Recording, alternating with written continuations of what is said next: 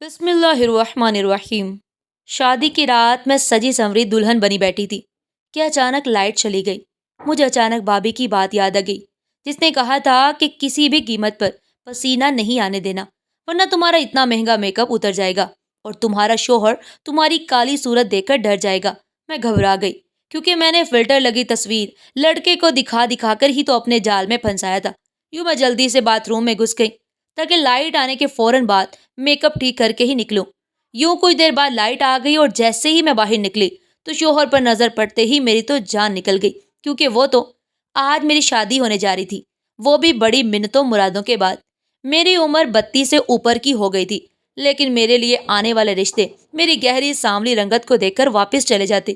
لیکن بھلا ہوا اس موبائل کا جس کے ذریعے میری پسند کی شادی ہونے جا رہی تھی۔ میری بس اتنی سی غلطی تھی کہ میں نے اس لڑکے کو اپنی تصویر فلٹر لگی دکھائی تھی۔ میری بھابھی نکاح کے بعد کمرے میں آئی تو مسکرانے لگی، کہنے لگی، پارلر والے کے ہاتھ میں تو جادو ہے، کیسا رنگ روپ نکھار کے رکھ دیا ہے تمہارا۔ بس صدف کوشش کرنا کہ تمہیں پسینہ نہ آئے ورنہ یہ چمک دمک ساری پسینے سے بہہ جائے گی اور تمہاری اثر رنگت دیکھ کر تمہارا میاں ڈر جائے گا۔ میں نے ان کی بات کو زیادہ سنجیدگی سے نہیں لیا تھا، اس لیے رخصت ہو کر اپنے میاں کے گھر چلی گئی۔ شادی کی رات میں دلہن بنی بیٹھی تھی کہ اچانک لائٹ چلی گئی۔ مجھے اچانک بھابھی کی بات یاد آ گئی جس نے کہا تھا کہ کسی بھی قیمت پر پسینہ نہیں آنے دینا ورنہ تمہارا اتنا مہنگا میک اپ اتر جائے گا اور تمہارا شوہر تمہاری کالی صورت دیکھ کر ڈر جائے گا۔ میں بہت گھبرا گئی کیونکہ میں نے فلٹر لگی تصویریں لڑکے کو دکھا دکھا کر ہی تو اپنے جال میں پھنسایا تھا۔ یوں میں جلدی سے باتھ روم میں گھس گئی تاکہ لائٹ آنے کے فوراً بعد میک اپ ٹھیک کر کے ہی نکلوں۔ یوں کچھ دیر بعد لائٹ آ گئی اور جیسے میں باہر نکلی تو شوہر پر نظر پڑتے ہی میری تو جان نکل گئی، کیونکہ وہ تو یہ بات کچھ ان دنوں کی ہے جب میرے لیے ہر آنے والا رشتہ میری رنگت دیکھتے ہی اٹھ کر چلا جاتا۔ میں اپنی تینوں بہنوں میں گہری سانولی رنگت رکھتی تھی، حالانکہ میرے نقوش بہت خوبصورت تھے۔ میں سڈول جسم کی مالک تھی، گھرداری میں بھی مہارت تھی، بس ایک رنگت سے مار کھاتی۔ اور ہمارے معاشرے میں مجھ جیسی لڑکیوں کی ہر خوبی یہاں تک کہ اعلیٰ تعلیم بھی اس سانولی رنگت میں چھپ جاتی ہے۔ سامنے والے کو نہ ہماری سلیقہ شعاری نظر آتی ہے، نہ ایم اے انگلش اور نہ ہی خوبصورت میں نقوش، بس نظر آتی ہے تو ہماری گہری سانولی رنگت۔ میرے لیے آنے والے رشتے میرے سامنے ہی میرے والدین سے کہنے لگے کہ یہ لڑکی تو بہت ہی کالی ہے، ہاں اگر چھوٹی بیٹی کے لیے ارادہ ہو تو بتا دیجیے گا۔ پہلے پہل تو میری والدہ ایسے لوگوں کو برا بھلا کہتی رہی کہ کیسے منہ بھر کر دوسروں کی بچیوں میں عیب نکال کر چلے جاتے ہیں، ذرا شرم نہیں آتی کہ لڑکی پر کیا گزرتی ہوگی یا اس کے والدین کیسے یہ سب برداشت کرتے ہیں اور سنتے اور سہتے ہوں گے۔ کتنا برا لگتا ہے نا جب آپ کسی کے سامنے خود کو سجائے اس لیے بیٹھ جاؤ کہ شاید اسے پسند آ جائے اور وہ آپ کے سامنے ہی چھوٹی بہن کو پسند کر جائے تو کیسی اذیت کا احساس ہوتا ہے، جیسے میں بہت ہی گری پڑی سی چیز ہوں۔ جب کسی دوسرے کو آپ پر فوقیت دی جائے، نہ جانے یہ بات رشتہ لانے والے کیوں نہیں سوچتے۔ میری چھوٹی بہنیں بھی شادی کی عمر کو پہنچ گئی تھی، اس لیے میری ماں اب میرے لیے آنے والے ان رشتوں کے متعلق سوچنے لگی جو میری بہنوں کو پسند کر جاتے۔ ایک کے بعد ایک دونوں چھوٹی بہنوں کی شادیاں ہو گئی، مجھ سے بڑے بھائی کی بھی شادی ہو گئی، بس ایک میں ہی رہ گئی تھی۔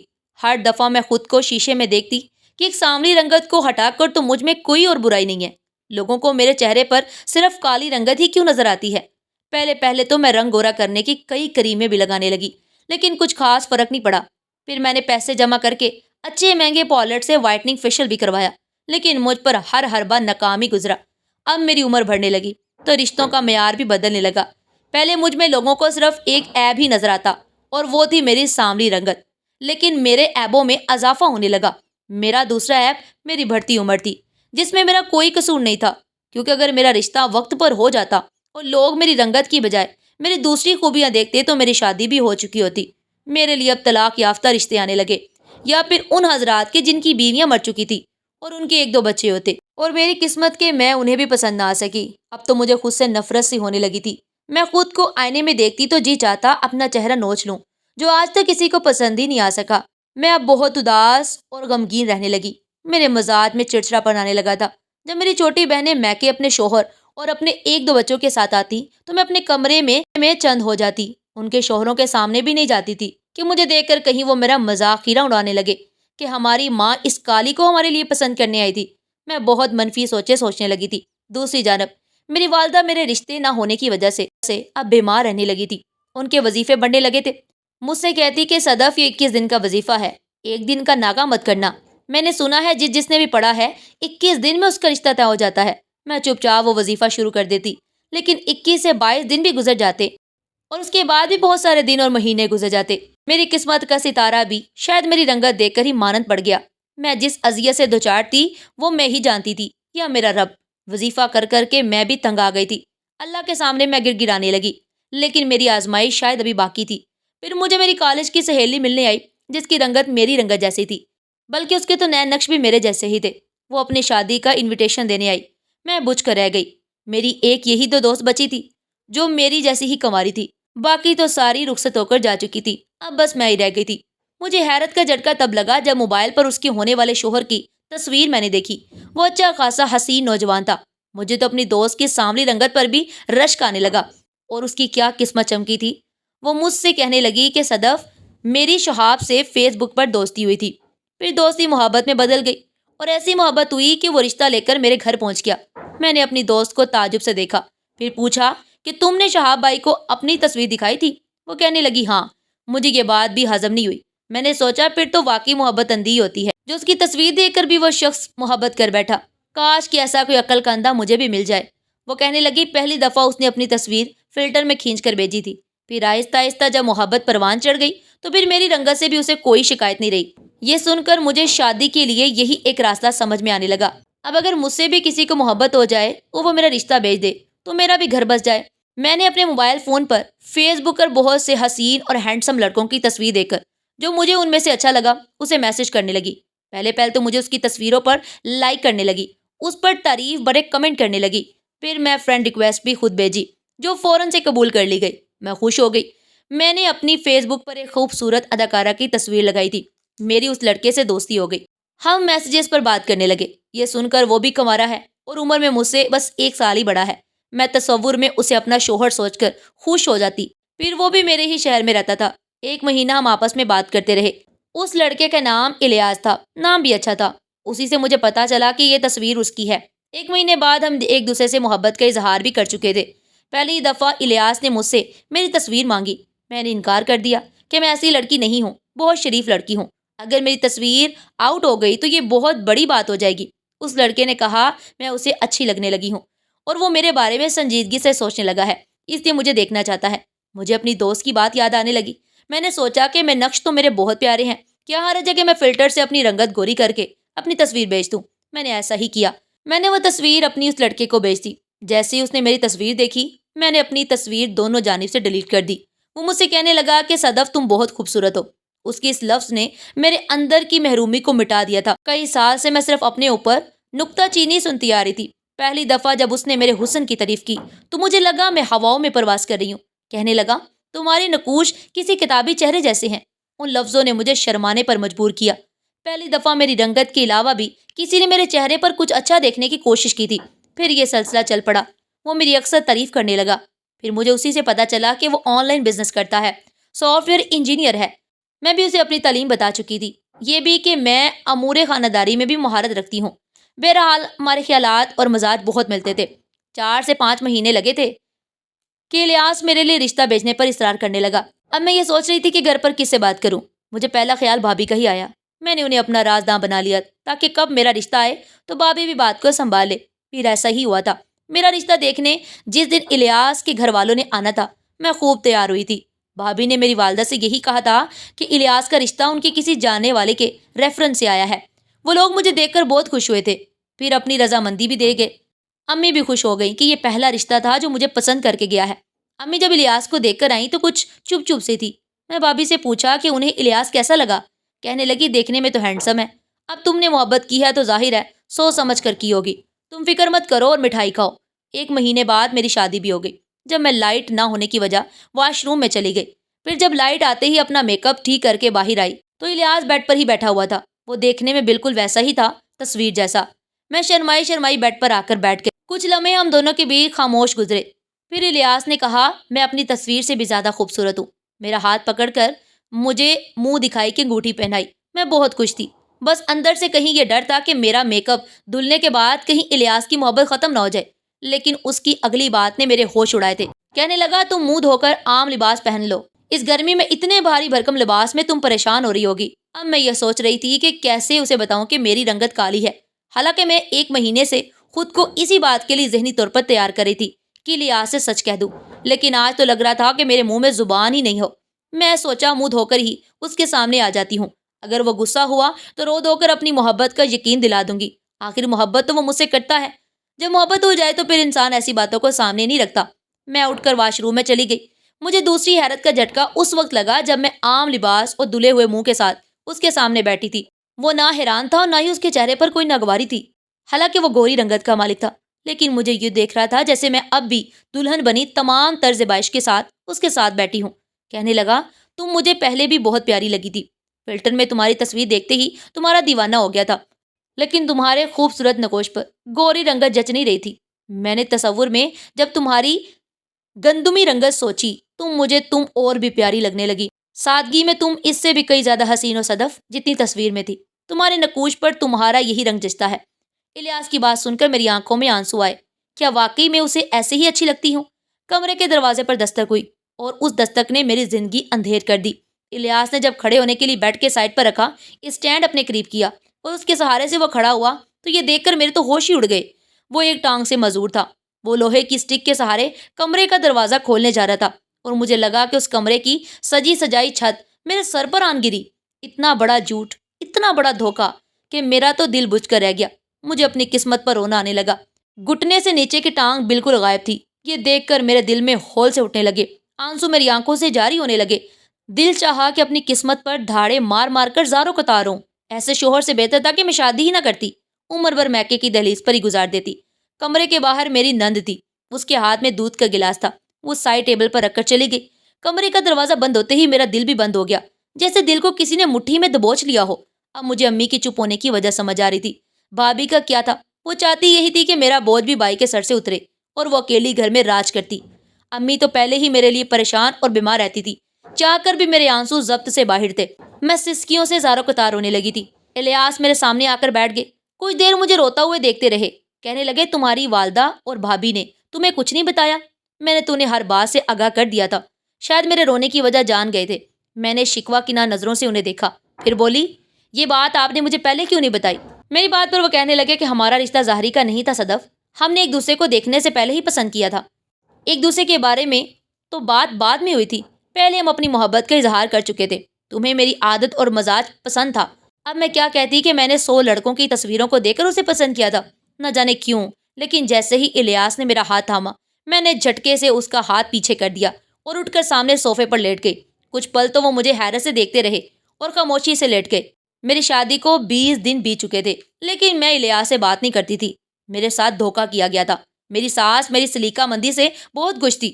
میری نندیں جب گھر آتی تو قسم قسم کے میرے ہاتھ سے بنے کھانے کھا کر میری تعریف کرتی نہیں تھکتی تھی۔ جب میں انہیں ان کے شوہر کے ساتھ آتے جاتے دیکھتی تو میرا دل اندر ہی اندر جھل کر رہ جاتا۔ میرا خاوند تو اس قابل بھی نہیں تھا کہ مجھے موٹر سائیکل پر ہی کہیں لے جا سکے۔ الیاس پہلے تو مجھ سے میرے رویے کی وجہ پوچھتے رہے، لیکن جب میں نے کوئی جواب نہیں دیا تو چپ ہو گئے، بس اپنے لیپ ٹاپ پر لگے رہتے اور میں دوسروں کے شوہروں کو چلتے پھرتے دیکھ کر اپنا جی جلاتی رہتی۔ بیڈ یا صوفے پر اٹھتے بیٹھتے ہوئے الیاس کو ہمیشہ مشکل پیش آتی تھی، لیکن میں نے کبھی ان کا ہاتھ تھام کر انہیں اٹھنے یا بیٹھنے میں مدد نہیں کی، بس ناگواری سے منہ پھیر لیتی۔ میرے وہ گن جو آج تک کسی رشتہ دیکھنے والے کو نظر نہیں آ سکے، میری ساس اور نندے اسی کی تعریف کرتی نہیں تھکتی تھی۔ واپسی کا میرے پاس کوئی راستہ نہیں تھا، اس لیے جب مجھے رہنا یہی تھا تو دل تو لگانا ہی تھا۔ الیاس جب بھی مجھ سے اپنی ضرورت کی کوئی چیز مانگتے، میں انہیں چڑھ کر جواب دیتی۔ اپنے اندر کی جلن مجھ سے برداشت نہیں ہوتی تھی۔ وہ میری ہر کڑوی کسیلی چپ چاپ سن رہے تھے۔ انسلٹ کرتے ہوئے مجھے اپنے لفظوں کی سختی کا ذرا سا بھی احساس نہیں ہوتا۔ میں یہ تک کہہ دیتی، ہر کام مجھے آپ کا کرنا پڑتا ہے، آپ اپاہج نہ ہوتے تو مجھے بھی اتنے کام نہ کرنے پڑتے، میں تو آپ کے ساتھ کہیں باہر بھی نہیں جا سکتی، لوگ کیسی کیسی نظروں سے دیکھیں گے مجھے۔ میری بات کا وہ کوئی بھی جواب نہیں دیتے، بس ایک چپ تھی جو انہوں نے سادھ لی۔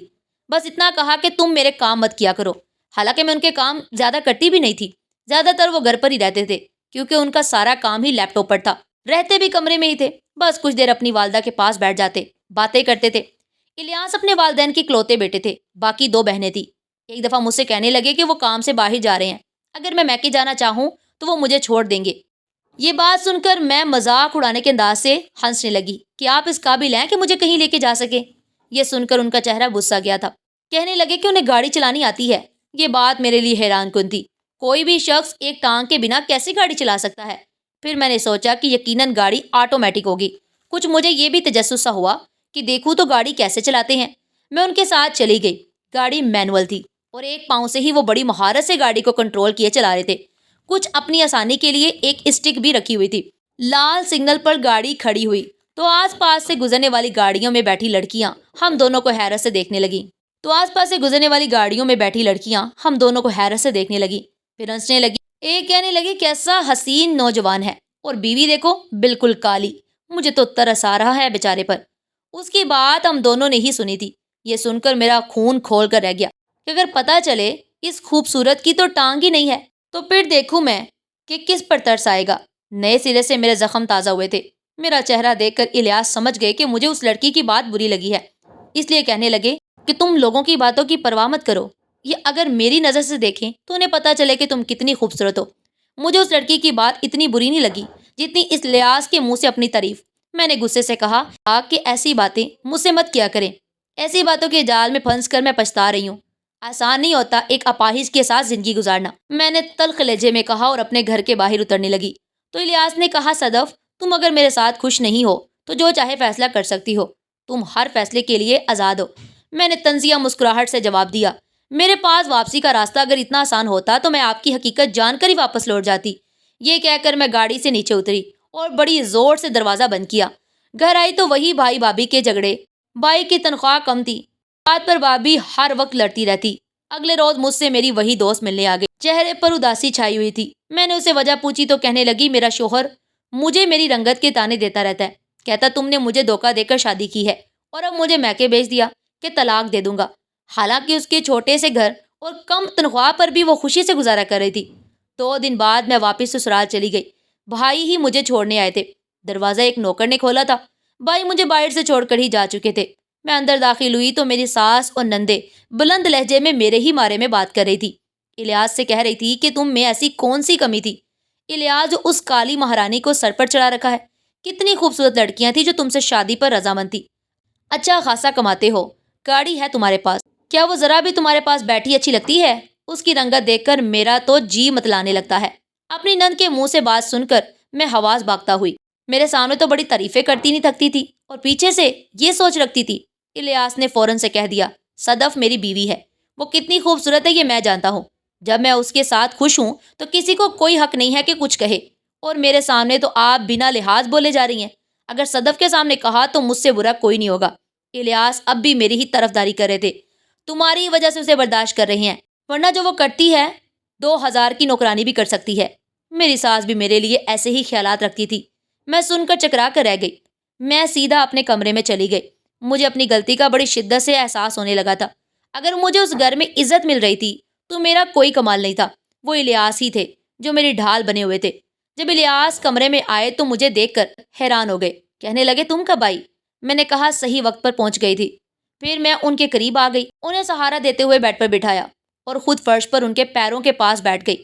وہ مجھے یوں اپنے پیروں میں بیٹھا دیکھ کر پریشان ہو گئے۔ کہنے لگے صدف تم یہاں کیوں بیٹھی ہو؟ ان کی بات ابھی مکمل بھی نہ ہوئی تھی کہ میں پھوٹ پھوٹ کر زاروں قطار رونے لگی۔ اپنے رویے کی ان سے معافی مانگنے لگی۔ وہ مجھے چپ کروانے لگے۔ میں سمجھ گئی تھی کہ بظاہر کمی اہمیت نہیں رکھتی، انسان کا انسان ہونا ضروری ہے۔ الیاس نے مجھ سے محبت کی تھی، اس لیے میری کوئی خامی انہیں خامی ہی نہیں لگی، اور میں نے انہیں دیکھ کر ان کی چاہ کی تھی، اس لیے ان کے بظاہری عیب دیکھ کر دل برداشتہ ہو گئی تھی۔ مجھے بر وقت اپنی غلطی کا احساس ہو گیا تھا۔ میرے پاس ایک بہترین شوہر تھا۔ میں بہت سے ہاتھ پاؤں سلامت والے مردوں کی کم تنخواہ پر لڑنے والی بیویوں سے زیادہ خوشحال زندگی گزار رہی تھی۔ میرے پاس ایک بہترین شوہر تھا۔ میں بہت سے ہاتھ پاؤں سلامت والے مردوں کی کم تنخواہ پر لڑنے والی بیویوں سے زیادہ خوشحال زندگی گزار رہی تھی۔ اب مجھے کسی بھی بات کا کوئی ملال، کوئی پچھتاوا نہیں تھا۔ ناظرین، آپ کو ہماری آج کی یہ کہانی کیسی لگی؟ کمنٹ باکس میں اپنی قیمتی رائے کا اظہار ضرور کیجیے گا، اور اگر آپ کو کہانی اچھی لگی ہو تو زیادہ سے زیادہ شیئر کریں، لائک کریں، اور چینل کے ساتھ جڑے رہنے کے لیے سبسکرائب کرنا مت بھولیے گا۔ تب تک ایک نئی کہانی کے ساتھ ملتے ہیں، تب تک اپنا بہت سارا خیال رکھیے گا۔ شکریہ، اللہ نگہبان۔